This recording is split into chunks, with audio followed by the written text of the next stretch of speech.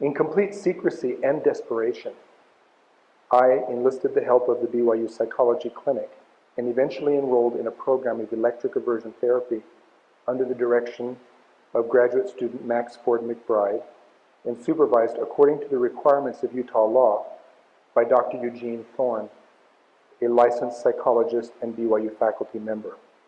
This therapy is described in McBride's dissertation, Use of Visual Stimuli in Electric Aversion Therapy, BYU 1976. In the summer of 1975, I finished my therapy. In the early 80s, I began to hear rumblings from Provo regarding denials of aversion therapy having happened at all. A reporter from a newspaper in Spokane, in pursuit of the story of aversion therapy at BYU, had been flatly told by administration officials that aversion therapy never happened, that it was a, quote, fabrication of the enemies of the church.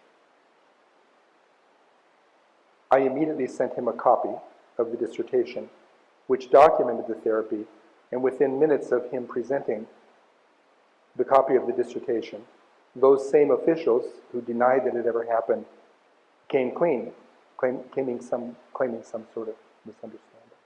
I was incensed that they would lie. It was only that episode, it was that episode that cemented my resolve to document what had happened. My essay is now a matter of public record.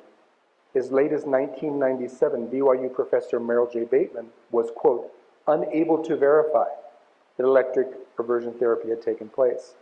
At this juncture in my life, I was convinced that the church would and did lie, as it had lied about the facts of my aversion therapy.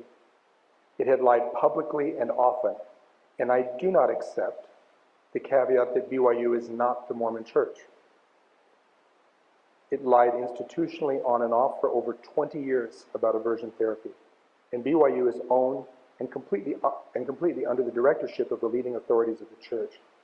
To suggest otherwise is quite simply nonsense.